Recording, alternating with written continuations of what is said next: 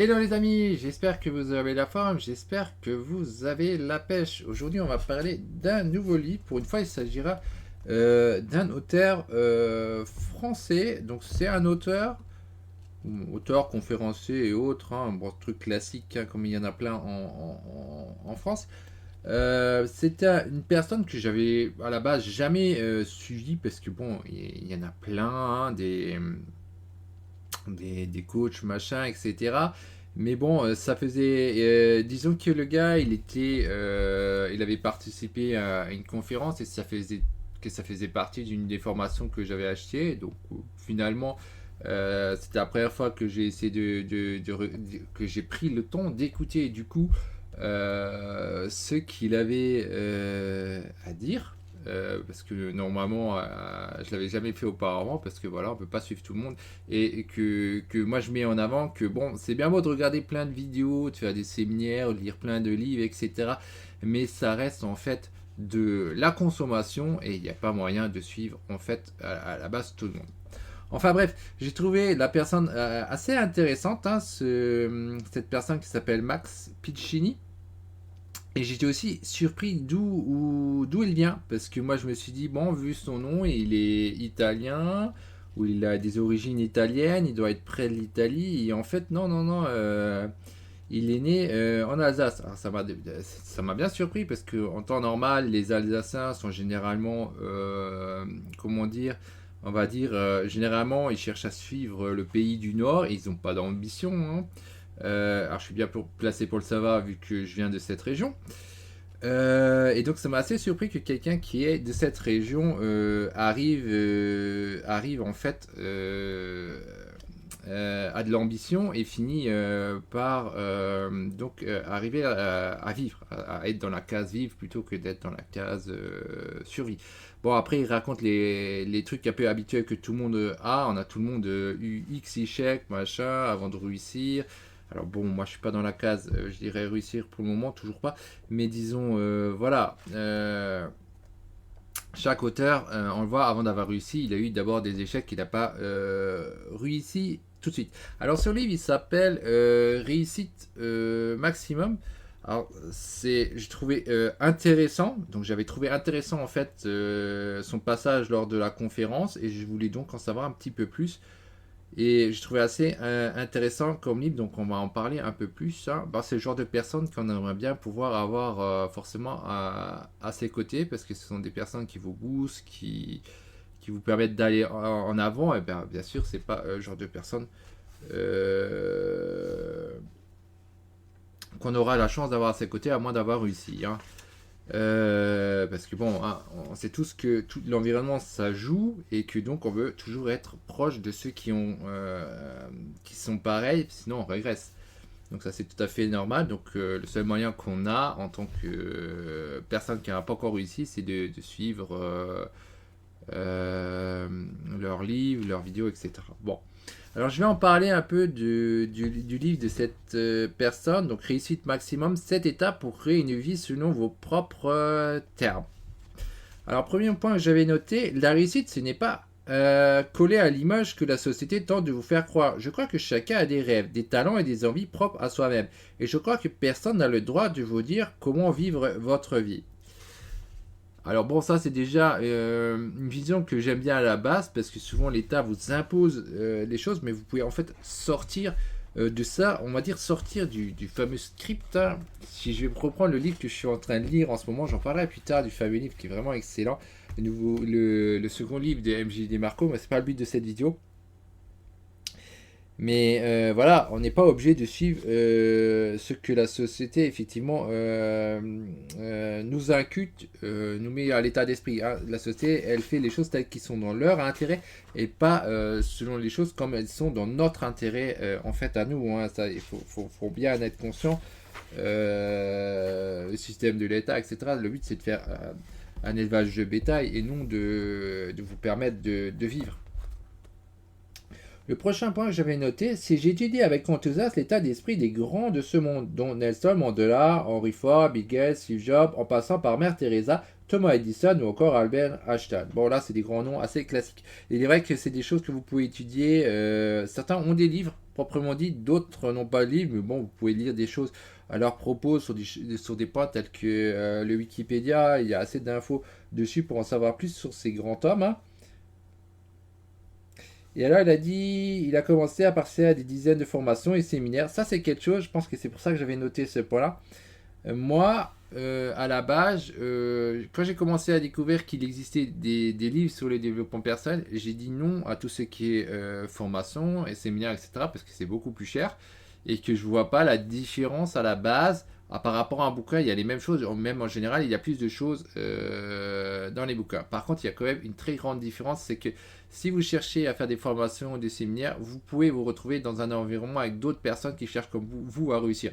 Vous ne pouvez pas être directement avec la personne parce que elle ne cherchera pas à perdre du temps directement avec vous, elle cherchera toujours à le faire de manière dans un groupe, répondre à des questions dans un groupe, non directement avec vous. Mais par contre, si vous participez à, à leur formation, séminaire, etc., vous pouvez peut-être vous retrouver avec un groupe, avec des personnes qui cherchent la même chose en fait que vous. Bon, après, c'est des fois plus compliqué que ça. Parce que si c'est une formation avec plein de choses différentes, les gens ne cherchent pas forcément tout à fait la même chose. Du coup, même s'ils sont prêts, c'est pas si simple. Mais disons, quand même, à la base, le principal intérêt que moi je vois dans une histoire de payer une formation très chère ou un séminaire, c'est en fait à cause de ça. C'est moins pour les infos, mais là, c'est vraiment l'environnement pour faire pour les relations.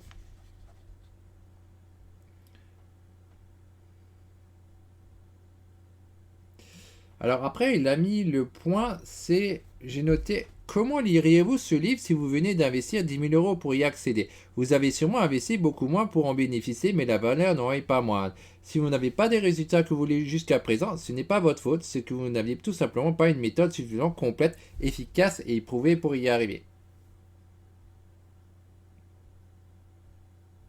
Alors bon, pour moi, cette question, c'est pas quelque chose qui marche vraiment chez moi, hein. Ça marche pour des personnes, c'est moi que j'ai noté, mais ça marche pour certaines personnes, pas pour tout le monde. C'est qu'il y a des personnes, effectivement, quand ils donnent de l'argent, ils sont beaucoup plus en train de vouloir, ils sont plus concentrés, etc., pour réussir. Alors que pour d'autres personnes comme moi, ça ne change pas. Ça ne change pas des masses. C'est pas parce que je vais donner 20 euros le livre, ou 1000 euros la formation, ou même 10 000 euros la formation, ou un truc comme ça que je vais être largement plus concentré personnellement, mais il faut quand même savoir que ça marche pour certaines personnes, ça fonctionne. Donc c'est un point quand même à savoir, alors que quand vous l'avez gratuit, il est vrai que ça n'a pas forcément la même valeur. Alors, je n'ai rien contre un peu de motivation, mais le gros problème est qu'elle ne dure que 72 heures avant que votre mécanisme d'auto-sabotage intérieur fasse à nouveau surface. C'est inefficace et même trop souvent à la délusion. Alors ça, c'est après un point qui est souvent mis en avant et qui est tout à fait prêt. C'est pas la motivation qui va faire que vous allez en fait changer, mais ce sont vos habitudes ou la discipline. Pour changer un truc, faut vraiment le faire constamment pendant au moins une période de 30 jours. Même si vous n'avez pas envie, parce que sinon après vous revenez dans la case d'avant. Et donc lui, il est donc assez anti sur cette histoire de motivation et il a raison quoi.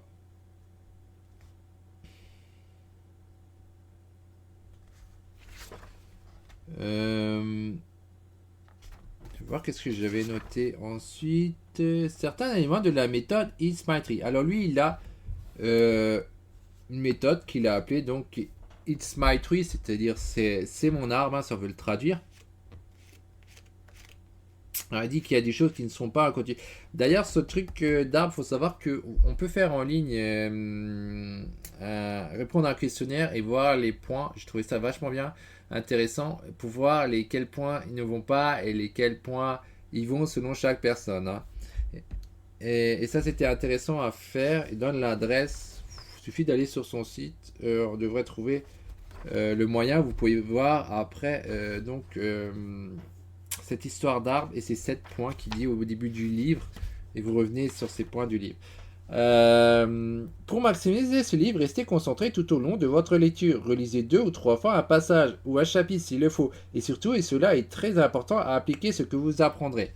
Alors encore une fois, là c'est tout à fait Juste, il faut prendre son temps pour lire, hein. On revient sur le fait d'être bien concentré, relire et d'appliquer, être pragmatique. Parce que sinon, ça ne change rien, effectivement. Si on fait que lire le bouquin, ça ne change pas sa vie. Ça, c'est tout à fait vrai. Bon, après, si vous passez votre temps à lire des livres comme ça, vous allez avoir du mal en fait à appliquer tous les livres. Mais par contre, s'il y a un truc qui vous parle vraiment, vraiment, il faut l'appliquer. Un bouquin, vous voyez, c'est ce bouquin-là qui vous plaît, cet auteur qui vous plaît. Pourquoi pas rester vraiment dessus. Je dirais même que ce qu'il faudrait faire, rester dessus et appliquer à fur et à mesure ce qu'il explique. Et on verra bien si vous avez bien les mêmes résultats. En temps logique, en temps normal, vous devrez sûrement avoir les mêmes résultats. Si le type il a, euh, il a réussi et que vous appliquez la même chose que lui, ben forcément, vous allez réussir. Hein. C'est un peu logique. Hein. À votre avis, quand vous dites à votre système nerveux que vous espérez changer et grandir, que va-t-il se passer? Vous essayez peut-être, mais en général, il ne se passera pas grand-chose, car vous n'êtes pas suffisamment déterminé à ce que votre vie se transforme. Alors là, il met bien un point, et c'est un point de base, il ne faut pas espérer, il ne faut pas essayer, il ne faut pas... Tous ces mots-là, c'est des mots en fait à supprimer, parce qu'effectivement, si vous faites ça, ça ne donne pas vraiment cette volonté, comme il dit, de vraiment transformer les choses. Il faut vraiment, comment on disait, s'engager. Il ne faut pas essayer ou espérer, il faut s'engager à son truc, il faut croire à son truc, il faut vraiment des mots puissants. Il ne faut pas vouloir, hein, les mots vouloir c'est pas bon. D'ailleurs, le mot vouloir c'est pas comme ça. Ou alors, vous devez vous poser la question, si vous voulez obtenir les belles choses dans votre vie, il faudrait plutôt vous concentrer sur ce que les gens veulent, plutôt que sur ce que vous voulez. Mais ça, c'est encore une autre histoire.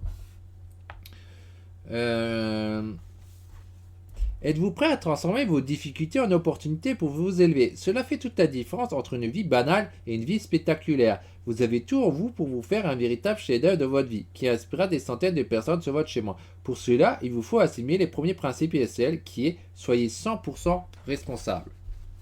Donc ça, truc de base, hein, on est 100% responsable effectivement de nos actions ou de nos non-actions, hein, parce que quand on n'agit pas aussi, ben, on est aussi responsable dans tous les cas. Ça, c'est bien un point de base. Il faut arrêter de blâmer les autres, il faut arrêter de se plaindre, etc. C'est vraiment un point de base. Je ne suis pas en train de dire que des circonstances extérieures, la famille dans laquelle vous êtes né et l'éducation que vous avez reçue n'a pas influencé vos résultats. Je ne suis pas en train de dire non plus que ce qui vous arrive est de votre faute, loin de là. Donc ça, de toute manière, on le sait que l'environnement, ça agit beaucoup et c'est un problème. Mais par contre, voilà, il faut quand même...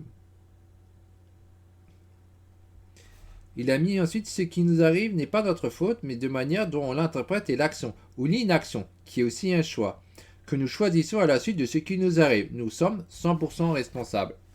Donc voilà, qu'importe l'environnement où on est, c'est bien après notre action ou notre inaction qui va jouer en fait au final.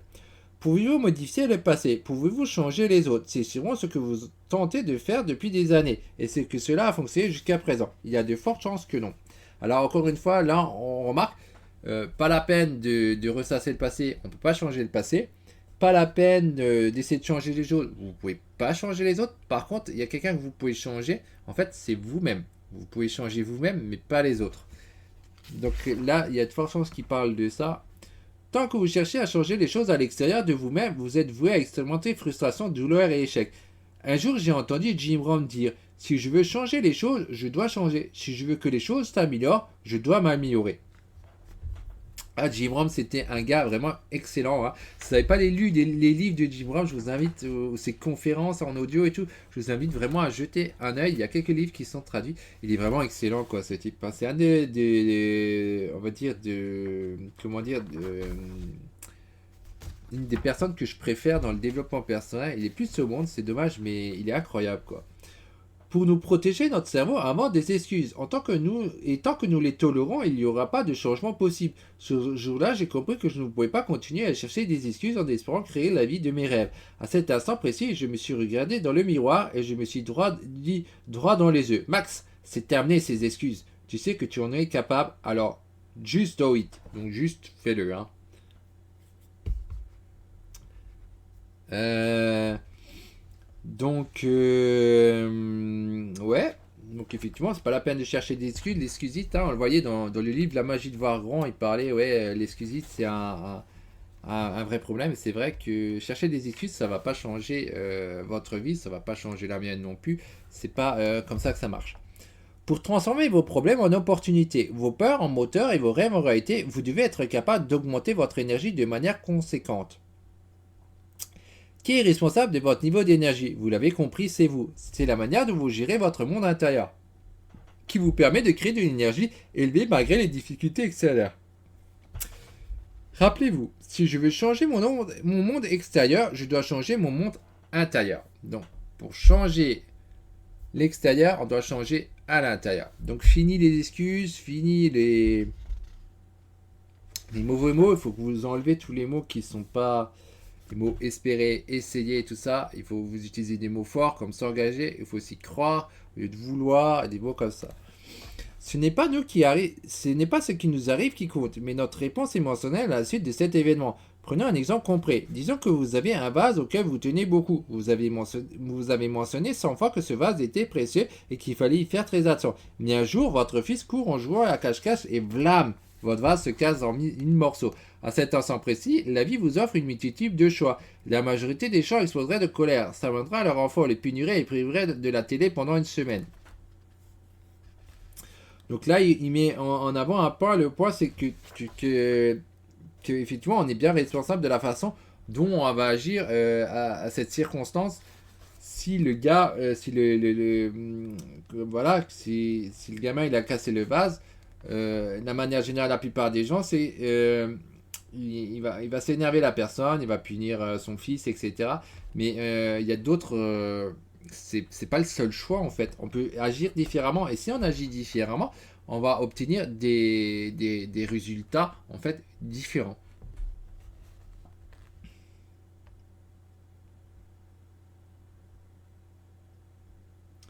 Voilà, dit un autre exemple d'éclater de rire. Bon, c'est un vase cassé. Quelle belle opportunité d'en choisir un autre. Donc là, il agit de manière positive. Bon, le vase, il a été cassé.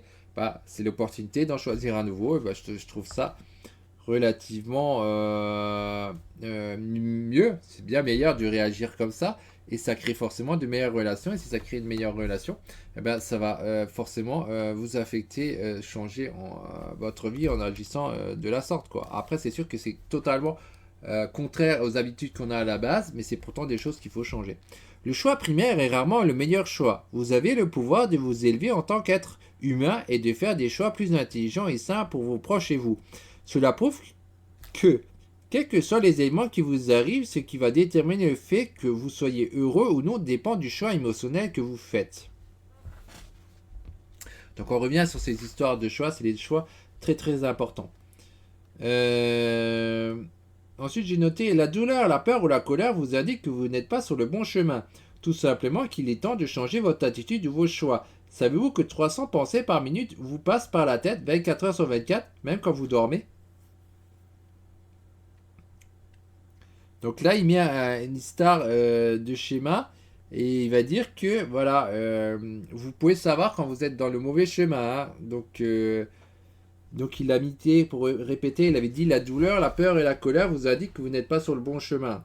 Par contre, il y a d'autres trucs qui vous disent que vous êtes sur le bon chemin, comme l'amour, la joie, la passion, le courage, l'espoir, des trucs comme ça. Et plus vous allez haut, mieux c'est. Hein. Tout en bas, il a mis la peur. Peur, honte, culpabilité, haine, rancœur, colère, blâme, critique, inquiétude, agacement, ennui, acceptation, espoir, fierté, courage, bonheur, enthousiasme, passion, gratitude, paix, joie, amour. Donc amour, c'est le plus haut. Hein. C'est pas surprenant, c'est assez normal. Donc plus on monte dans l'échelle, et mieux c'est quoi. Si vous voulez une existence extraordinaire, alors vous devez sortir de l'ordinaire. C'est uniquement en faisant ce que la plupart des gens ne font pas que vous pourriez espérer faire de votre vie quelque chose de spécial, d'unique et de magique. Donc encore une fois, ça c'est tout à fait vrai. Si vous faites la même chose que les autres, vous obtenez les mêmes résultats que les autres. Par contre, si vous faites des choses différemment des autres, notamment si vous faites plus que les autres, vous allez obtenir de meilleurs résultats. c'est, je sais pas comment dire, par exemple, si vous êtes commerçant et que vous êtes commerçant en ligne, vous envoyez des produits. Et que d'un côté, vous envoyez, le gars vous commande quelque chose, vous envoyez juste le produit sans rien donner en retour. Et de l'autre côté, vous faites l'inverse, vous faites aussi envoyer le produit, mais au lieu de juste envoyer le produit, vous donnez quelque chose en plus. Et ce plus-là vous permettra d'être mieux vu par le client qui va en parler autour de lui et qui va vous ramener plus de gens. Par contre, si vous ne donnez rien de plus, eh bien, vous avez peu de chances que vous allez aussi vite que celui qui en a fait un peu plus. Et pourtant, ça peut être juste un geste, une simple carte avec un mot qui peut permettre d'aller beaucoup plus vite que celui qui ne le fait pas. Alors, autre anecdote très importante, il y a quelques années, je vivais près de Nice. Il y a un endroit merveilleux qui s'appelle le marché aux fleurs avec une multitude de restaurants. Certains sont totalement vides et d'autres ont une file d'attente de 48 minutes pour avoir une table. Comment est-ce possible? Les restaurants qui attirent du monde sont ceux où l'on occupe de la clientèle bien plus et bien mieux qu'ailleurs, où l'importe et le client sont bien-être avec le meilleur service possible et qui n'ont pas la seule préoccupation de remplir la caisse. Donc là, on revient sur ce fait. Pour avoir ce que vous voulez, vous devez devoir donner aux gens ce qu'ils veulent. Si vous vous contentez seulement de donner le minimum et que vous êtes fixé sur votre profit, il est normal qu'il y aura moins de gens qui vont venir vers vous. Par contre, si vous faites beaucoup plus et que vous donnez plus de choses pour que la clientèle soit satisfaite, forcément, ils vont plutôt venir vers vous parce que vous en faites plus. Faut pas oublier que les gens ils pensent avant tout à leur propre intérêt. Et donc, si vous faites plus que le voisin, eh ben, ils vont venir forcément vers vous. Prenez un moment pour définir vos objectifs en utilisant la puissance de la formule PATEM pour les clarifier, précis, axé sur l'action temporelle, émotionnelle et écrit au présent. Exemple pour un but matériel. Le 12 mars de l'année prochaine, je vis dans une ville blanche moderne de 230 mètres carrés avec vue sur mer à Cannes avec des grandes baies vitrées, une piscine à débordement, un intérieur blanc au design italien. Pour cela, je développe avec enthousiasme un réseau de 7 magasins regroupant un total de 1800 clients et un chiffre d'affaires de 900 000 $. Il y a 3 types d'objectifs. Ce que vous voulez être, ce que vous voulez faire, réaliser, accomplir, expérimenter, ce que vous voulez avoir. Ça, c'est assez intéressant. Hein.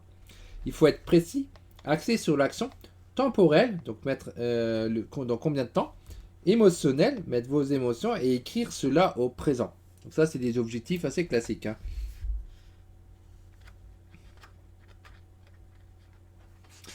Ouais.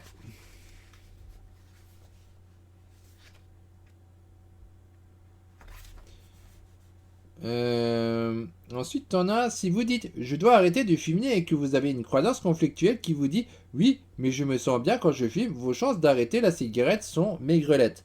Ah, effectivement, ça c'est un truc de base. Hein. Faut pas vous dire que.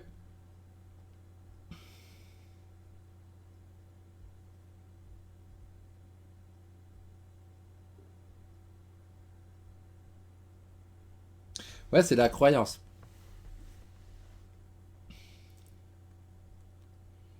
Et c'est là qu'on revient sur ce que j'avais dit avant, la différence entre vouloir et croire. Et c'est croire qui vous permet de réaliser les choses et pas juste vouloir. Je veux beaucoup d'argent, ne marche pas. Ou je veux 10 000 euros par exemple à la date de je sais pas quoi. En fait, c'est le fait de croire qui va vous aider. Si vous n'arrivez pas à avoir la croyance, la foi, vous n'arrivez pas en fait à obtenir cet objectif. Il faut vraiment être fixé là-dessus. Sur le fait de croire que c'est possible et non juste sur le fait de vouloir. Quand vous arrivez à vous reprogrammer, quand vous savez mettre en accord votre conscient et votre subconscient, quand vous arrivez à ne plus avoir de croyances qui vous bloquent et vous sabotent, votre vie prend son envol. Donc la croyance très très très importante. Il y a une dizaine d'années, j'ai attaqué de front mon programme intérieur et je traque et l'analyse régulièrement. C'est mon devoir en tant qu'être humain de regarder de près ce qui me bloque ou me limite pour pouvoir opérer un changement. Car il est hors de question que je ne vive pas ma vie à mon maximum. Rappelez-vous, si vous voulez changer votre monde extérieur, vous devez changer votre monde intérieur. Donc il met bien croyance égale réalité. Hein. Donc il faut faire bien attention à ce que vous vous dites et corriger. Vous pouvez prendre un cahier et noter ce que vous dites et voir comment vous pouvez remplacer les choses. Il me semble qu'il avait dit un exercice comme ça, mais je ne sais plus où. Une des clés essentielles pour avancer et réussir, c'est de prendre du recul. Posez votre cerveau sur la table. Analysez vos mécanismes conscients et inconscients. Cette partie est plus délicate encore. Puis d'amorcer une reprogrammation selon vos désirs. Ce processus suscite du courage et une grande détermination. Et je vais partager avec vous dans un instant une stratégie que j'utilise depuis des années pour accompagner des milliers de personnes chaque année à modifier leur programme intérieur de manière efficace et durable. En complétant ce processus, il y a de fortes chances que vous vous sentiez plus léger et surtout vous aurez desserré un frein à main intérieur qui vous permettra de faire moins d'efforts dans la réalisation de vos projets. Comment créer un nouveau programme intérieur? Lors de mes séminaires de formation, j'accompagne les participants dans un puissant processus en 3 étapes. Identifier vos croyances limitantes. Rayer le disque, remplacer le disque. Donc après, il y a tout un... Je vais expliquer tout comment il fait. Je vous invite dès aujourd'hui et pour les prochaines semaines à devenir un espion de vos pensées. Ça, c'est dans la point 1. Après, vous devez les effacer, ces mauvaises pensées, et après les remplacer. Bon, je ne vais pas détailler tout le truc. Hein. Le subconscient est celui qui croit. À votre avis, qui sera gagnant entre je veux une vie meilleure et je crois que je ne suis pas capable?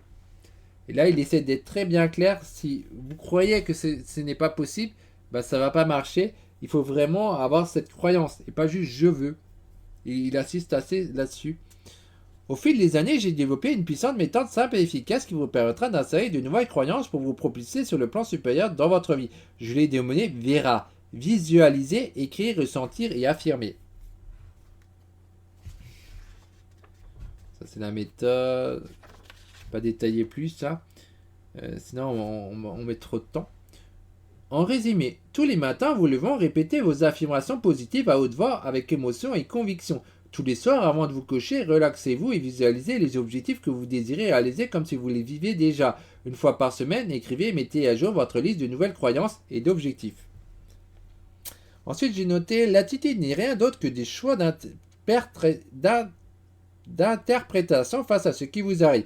Voyez-vous tout en problème ou en opportunité? Voyez-vous votre dernière séparation comme un drame ou un cadeau? Donc là, on revient sur les choses, comment on aperçoit les trucs. Imaginez-vous dire chaque fois que vous avez un problème. Ah, voici une nouvelle occasion de changer, grandir et devenir une meilleure personne. Ça, c'est vraiment excellent comme état d'esprit. Chaque fois qu'il y a un problème, voilà, c'est une occasion d'aller plus loin, d'aller plus en avant. Je trouve ça excellent, quoi. Dès que vous utilisez l'un de ces mots suivants, vous envoyez le doute et la confusion dans votre cerveau. Alors là, il dit plein de mots qu'il va falloir supprimer et à remplacer. Il dit de supprimer les mots si, je ne peux pas, impossible, je ne suis pas assez, problème. Et essayez et oui mais. Et alors il dit de les remplacer par quand, je peux, possible, j'en suis assez, opportunité, je m'engage, yes.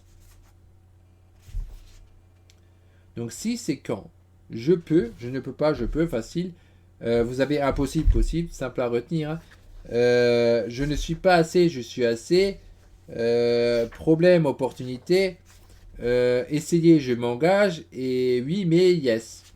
Donc bien sûr, il y a cette liste pourrait être bien plus longue, mais c'est un bon départ qui donne et qui peut être travaillé plus loin. Hein, pour des mots qu'il faut à tout prix supprimer. Et remplacer en fait. Donc après, j'avais noté, si vous savez que c'est important pour vous, il est impératif d'arrêter de vous chercher des excuses, de vous regagner dans le miroir et de vous dire, je vais le faire, un point c'est tout. Passez à l'action. Donc effectivement, là il met un point plutôt de... c'est quand même de la motivation. Hein. C'est voilà, mettre au miroir et hop, je vais le faire. Bon, c'est une motivation quoi pour agir. Bon, il faut agir. Hein. Je ne connais personne qui a visualisé de devenir millionnaire et qui s'est retrouvé avec 1 million d'euros tombés du ciel dans sa poche sans rien faire. Donc là, on vient sur le fait qu'il faut agir, qu'il faut passer aux actions. Il ne suffit pas de croire, de vouloir, il faut agir. Il faut enfoncer un clou. Hein. Si vous avez un clou pour l'enfoncer, il faut un marteau, il faut agir. La différence entre celui qui réussit et celui qui stagne, c'est qu'ils ont tous les deux peur. Mais la première passe à l'action malgré tout. Comment modifier votre état émotionnel et passer votre peur? Il y a 3 éléments majeurs qui déterminent votre état émotionnel que j'ai dénommé la PMF, la physiologie, le monologue et la focalisation. Donc là, il a une nouvelle stratégie pour... je ne vais pas détailler tout. J'ai noté ce point-là. Je vous invite à adopter cette attitude qui consiste à accueillir les difficultés plutôt qu'à les éviter. Quand un problème ou une difficulté se présente à vous, vous avez le choix de vous dire mon Dieu, c'est un vrai problème, ça va être difficile, je ne vais jamais y arriver.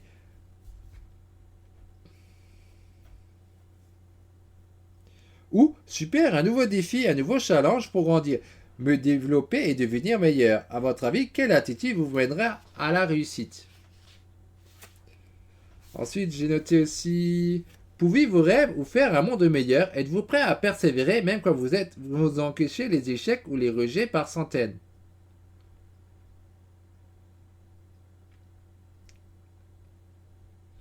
Combien de noms seriez-vous capable d'encaisser avant que l'on vous dise oui?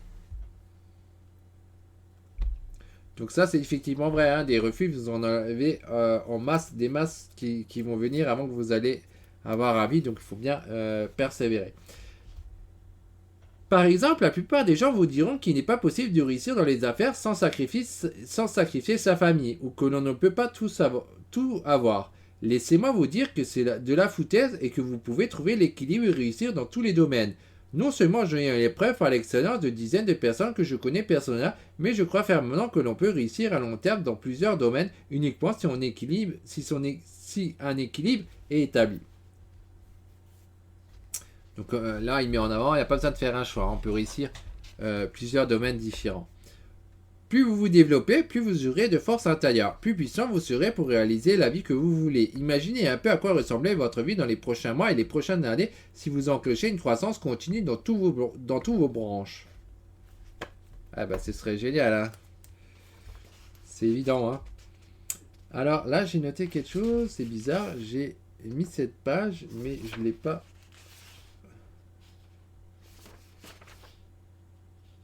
Noté. Si c'est juste.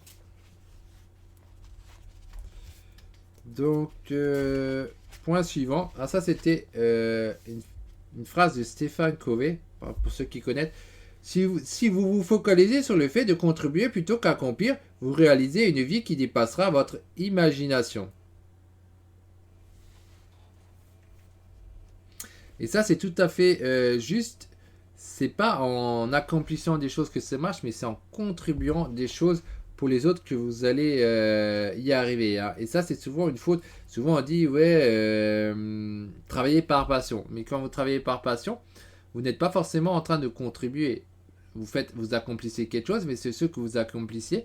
C'est pas forcément quelque chose qui correspond à un besoin des autres et ça marchera pas du coup. Il faut vraiment être fixé sur ce que les autres ils veulent. Hein. Quand vous n'avez pas le succès que vous souhaitez, quand vous n'avez pas l'amour que vous désirez, quand vous n'avez pas suffisamment d'argent pour vos réalisations, rappelez-vous ce principe. Je récolte ce que je sème. Ce que vous envoyez dans l'univers vous revient en retour, tel un boomerang, à plus ou moins longue échéance.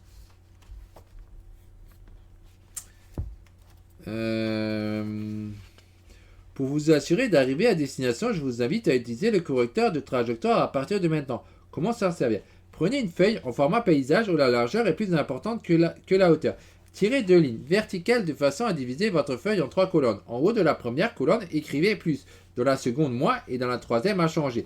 La colonne plus correspond au plus de la journée. Par exemple, toutes les petites victoires dont vous êtes fiers. Comme un rendez-vous confirmé, un repas plus sain, un sourire, un acte gratuit, une réussite, même minute.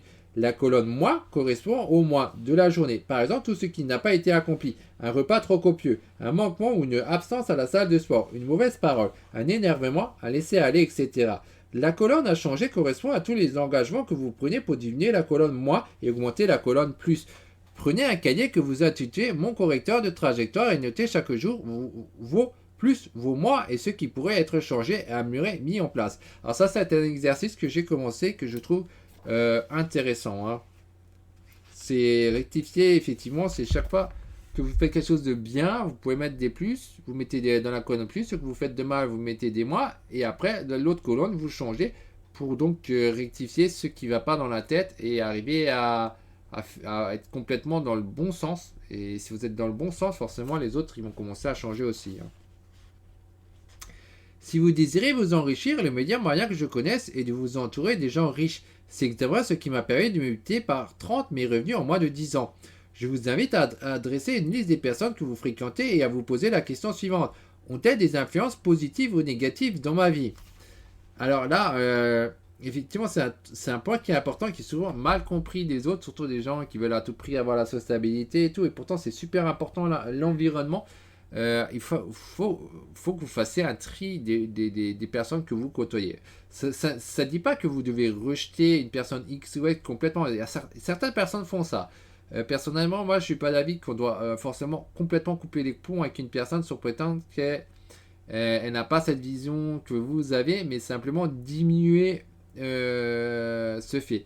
Et pour pouvoir plus vous concentrer avec les gens qui sont pareils ou qui sont dans le sens de ce que vous voulez, dans le sens où vous voulez aller.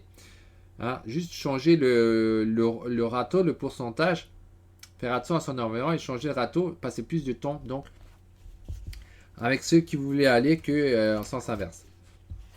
Ensuite, on a rejoigné un mastermind. Savez-vous quel est le point commun entre Henry Ford, Oprah Winfrey, Thomas Edison ou encore Steve Jobs? Ils ont tous fait partie d'un mastermind. Et ça, effectivement, c'est important. Si on peut se retrouver avec d'autres personnes pour réfléchir à sa situation et aider les autres, c'est très bon, quoi. Au sein du Réussite Max, j'ai fondé mon mastermind qui s'appelle 3M Max Mastermind dans le but d'offrir aux membres une croissance accélérée dans tous les domaines, toutes les branches de leur vie. Donc lui, il propose un truc comme ça. D'après certaines études, le coaching est la seconde industrie qui croît le plus rapidement dans le monde. Quelle est la raison? C'est simple, un coach peut vous faire économiser des années d'efforts, beaucoup d'argent et d'énergie. Ça, c'est vrai que les coachs, c'est intéressant. Bon, après, il faut aussi avoir les moyens, quoi. En général, un coach, c'est pas gratuit. Mais c'est vrai, si on peut avoir un coach individuel, vous allez forcément largement plus rapidement, mais c'est plutôt pour un stade, pour des gens qui ont vraiment des moyens. Parce que si vous trouvez un coach qui vous fait gratuitement, en général, il vous fera une séance et après, il vous suivra plus, quoi. Il faut qu'il a son intérêt de son côté, il faut que vous le payez, quoi. Hein, mais de l'autre côté, c'est très bon pour vous, vu que vous allez aller largement plus rapidement grâce à lui. Et le dernier point que j'avais noté du livre, c'est pour changer, il ne suffit pas de vouloir, il faut y croire. Donc ce point, je l'ai quand même remis X fois en avant. Il ne suffit pas de vouloir, il faut aussi croire. Il faut que ça tape dans le subconscient, comme quoi c'est possible. Voilà, donc après, j'ai à peu près noté, c'est les points que j'ai notés sur l'auteur. Donc je trouvais ça le livre assez bon. Moi, je vous invite à le lire. Je vous invite aussi à regarder son site. Je ne sais pas c'est quoi l'adresse de son site. Il a un site. Bon, mais si vous tapez Max Piccini, vous trouvez facilement son site. Je vais peut-être le mettre en lien si j'y pense. Il a un petit truc qui vous permet donc de voir votre situation, où vous en êtes avec son système d'arbres, avec les branches, les racines et tout. Et donc avec les 7 étapes. Et comme ça, vous pouvez voir qu'est-ce qui va vraiment pas, les points que vous devez travailler et qu'est-ce qui va mieux, que vous avez moins besoin de travailler. Et en fait, je trouve ça vraiment excellent et très intéressant. Et puis le livre était sympa, je le relirai et je verrai qu'est-ce que je peux appliquer de tout ce qu'il dit. Que j'ai principalement commencé à faire, c'est comme dit, c'est l'histoire avec les plus, les moins et les trucs qui a changé. J'ai pas pris tous les points. Bon, j'ai tellement de livres que je lis que je peux pas tout appliquer. Ça prend beaucoup de temps. Mais voilà, je teste des choses, je regarde qu'est-ce que ça donne et puis on verra, quoi. Je reste très positif sur les choses parce que moi, personnellement, je veux changer. Moi, je pense que pour vous, c'est pareil. D'un côté, si vous regardez des vidéos comme ça, c'est que vous cherchez quelque part à changer quelque chose, à vous améliorer. Ça, c'est évident, quoi. Mais pour que ça change, il va falloir commencer à changer vous et à appliquer les exercices qui sont donnés. Donc voilà. Si vous avez aimé cette vidéo, hein, comme d'hab, les trucs classiques, hein, n'hésitez pas à mettre un pouce bleu, ça va aider au référencement pour que les autres le trouvent. N'hésitez pas à la partager, pareil. Si vous avez déjà lu ce livre, n'hésitez pas à en parler en commentaire. Hein. Moi, je trouve toujours intéressant de voir ce que vous en pensez, ce que les autres pensent du livre, de l'auteur, etc. C'est toujours sympa d'en savoir plus et de sa fameuse méthode It's My Tree, hein, c'est mon arbre. Qu'est-ce que vous pensez de son truc pour celui qui l'a vraiment bien appliqué? Est-ce que ça marche vraiment aussi bien ou pas? ce serait intéressant d'avoir les avis de chacun. Allez, bye bye, c'était Sébastien Kennel.